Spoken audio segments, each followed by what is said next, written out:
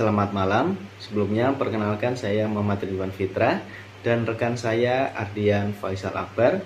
Di sini kita akan mempresentasikan tugas karya ilmiah yang telah kami buat sebelumnya dengan judul Kreativitas Bahasa Remaja dalam menulis caption berbahasa Indonesia di media sosial Instagram. Oke, yang pertama kita akan membahas mengenai abstrak. Abstrak penelitian ini bertujuan untuk mendeskripsikan kreativitas remaja dalam menulis caption berbahasa Indonesia di media sosial, khususnya Instagram, dengan menggunakan metode observasi terhadap 3 akun media sosial terpilih. Selama 1 minggu, penelitian ini menyoroti berbagai inovasi linguistik seperti penggunaan singkatan, bahasa slang, alih kode, dan humor. Hasil penelitian menunjukkan bahwa remaja cenderung fleksibel, ekspresif, dan kreatif dalam berbahasa, mencerminkan identitas dan konteks sosial mereka. Fenomena ini memperlihatkan perkembangan dinamis bahasa Indonesia di kalangan remaja pada era digital. Untuk selanjutnya kita akan membahas pada poin A mengenai pendahuluan. Penggunaan bahasa Indonesia baku di Instagram jarang digunakan oleh influencer, dan influencer lebih memilih bahasa tidak baku agar lebih menarik dan mudah dipahami pengguna, khususnya remaja itu sendiri.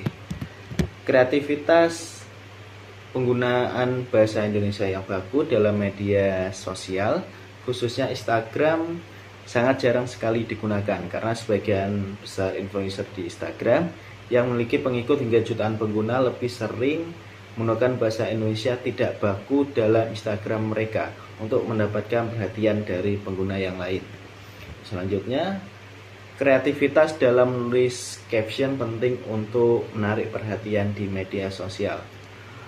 Untuk kreativitas dalam menulis keterangan atau caption di Instagram merupakan hal yang sangat penting dan tidak dapat dibatasi oleh bahasa Indonesia yang baku, sebab tujuan untuk mendapatkan perhatian dari pengguna akan sulit tercapai karena pengguna, terutama remaja, lebih memilih bosan dengan penulisan bahasa Indonesia yang baku. Untuk selanjutnya, fokus penelitian 3 influencer populer yaitu @fujian, selanjutnya @Jennifer Copenrell dan Willy27 dengan jutaan pengikut dan interaksi tinggi. Penelitian fokus mengkaji 3 influencer Instagram yang memiliki jutaan pengguna tersebut. Alasan memilih 3 influencer tersebut karena masing-masing telah memiliki pengikut lebih dari 5 juta pengguna dengan interaksi yang berjumlah ribuan untuk setiap unggahan foto dan video di Instagram mereka. Hal tersebut mengundikan bahwa di Instagram mereka memiliki pengaruh besar menjadi perhatian oleh publik. Terus selanjutnya, bahasa tidak baku tetap efektif karena menggunakan bahasa sehari-hari yang mudah dipahami. Penggunaan bahasa yang tidak baku dalam Instagram ketika influencer tersebut tetap dapat mudah untuk kita pahami karena bahasa yang digunakan adalah bahasa sehari-hari yang digunakan dalam pergaulan. Selain itu, komentar-komentar yang diberikan oleh pengguna yang lain masih relevan dengan caption yang ditulis. Oleh karena itu, kreativitas pengguna dalam menulis caption di Instagram sangat penting bagi remaja untuk mendapatkan kreativitas dari pengguna yang lain, dan kreativitas tersebut tidak dapat dibatasi oleh bahasa Indonesia yang baku. Baik, untuk selanjutnya kita akan membahas pada poin B yaitu metode penelitian. Metode penelitian pada karya ilmiah kali ini menggunakan observasi dengan pendekatan kualitatif. Untuk teknik pengumpulan data menggunakan observasi dan melakukan analisis konten dari akun Instagram. Dan untuk nama akun Instagram itu yaitu yang pertama fuji_an, @Jennifer Copenrell 20 dan Willy27. Oke, kali ini kita akan membahas tentang hasil dan pembahasan. Ada 5 poin yang akan kita bahas kali ini. Yang pertama adalah penggunaan singkatan dan akronim. Lalu yang kedua adalah bahasa gaul dan slang. Lalu yang ketiga adalah alih kode atau code mixing. Lalu ada yang keempat adalah penggunaan humor.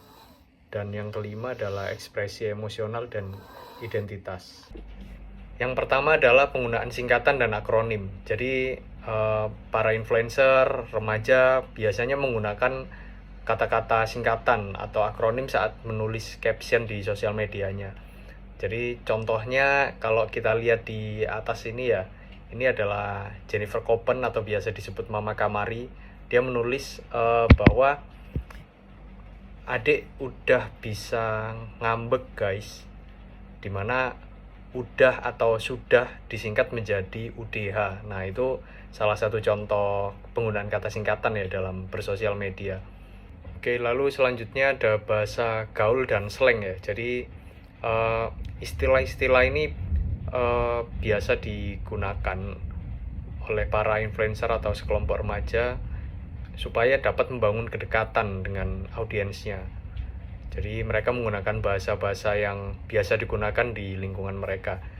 Nah, kali ini kalau kita bisa lihat contoh di atas, ini dari Instagramnya Fujian ya. Jadi dia menuliskan terbaik, terniat, terima kasih, my baby, my honey, my lovely, my everything, my keresahan. Nah, my keresahan ini adalah mungkin bisa kita katakan salah satu bahasa gaul atau slang ya.